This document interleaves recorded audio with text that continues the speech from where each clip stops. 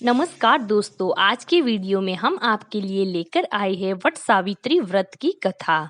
और ये भी जानेंगे कि वट सावित्री व्रत 2023 में कब है। आइए शुरू करते हैं। वट सावित्री व्रत ज्येष्ठ मास की अमावस्या को मनाया जाता है। इस दिन भगवान शनि देव का जन्म भी हुआ था। वट सावित्री व्रत में सुहागिनें अपने पति की लंबी आयु के लिए व्रत रखती है। इस साल यानी कि 2023 में 19 मई को वट सावित्री व्रत को रखना शुभ रहेगा। इस दिन वट वृक्ष की पूजा अर्चना करना बेहद ही शुभ और अच्छा फल देता है। और इस दिन वट वृक्ष के नीचे बैठकर सावित्री और सत्यवान की कथा को सुना जाता है।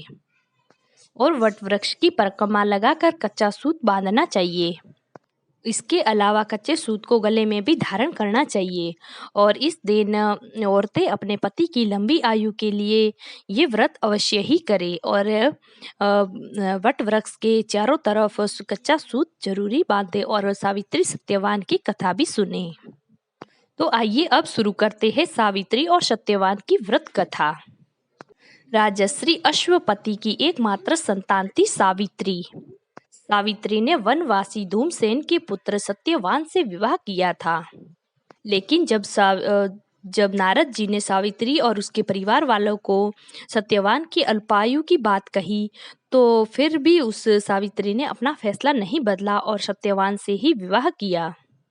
सावित्री सारे ही राजभोग वगैरह सारी सुविधाओं को त्याग कर अपने पति के साथ सास ससुर के साथ वन में ही रहने लगी। जिस दिन सत्यवान के महाप्रयाण का दिन था, उस दिन वे दोनों लकड़ियां काटने के लिए जंगल गए हुए थे।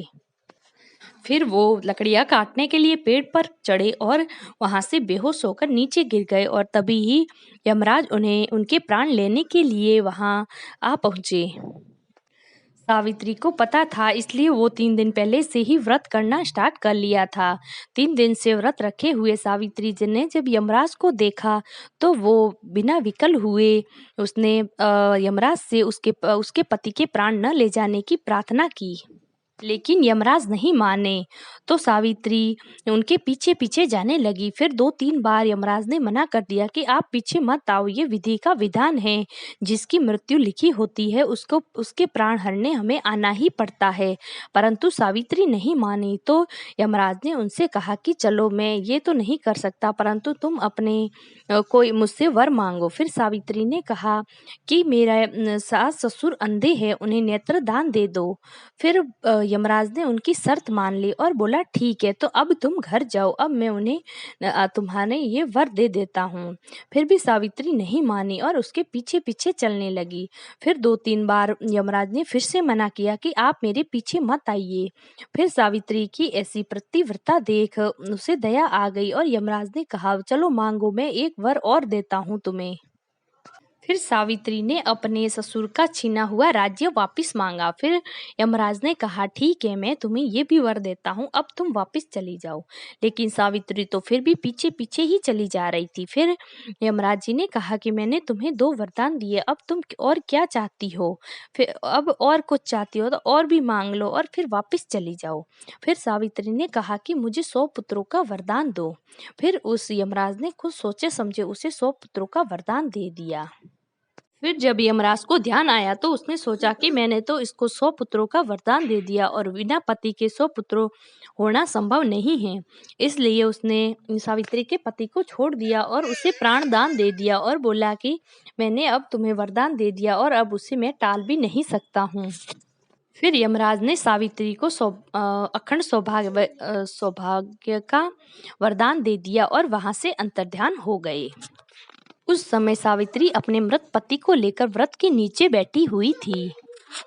फिर सावित्री का पति जीवित हो गया और दोनों ही खुशी खुशी अपने घर चले गए और आराम से रहने लगे। तभी से सभी औरतें वट सावित्री व्रत के दिन वट वृक्ष की पूजा अर्चना करती है और सूत का धागा लपेटकर उन्हें भोग लगाती है, जिससे उनके परिवार और पति की आयु दीर्घायु होती है और घर में सुख शांति बनी रहती है।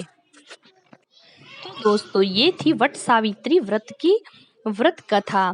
आपको कैसी लगी कमेंट बॉक्स में सावित्री और सत्यवान की जय अवश्य लिख दीजिएगा और चैनल पर पहली बार आए हो तो चैनल को लाइक, शेयर और सब्सक्राइब कर दीजिएगा। धन्यवाद। कल फिर मिलेंगे एक नई वीडियो में।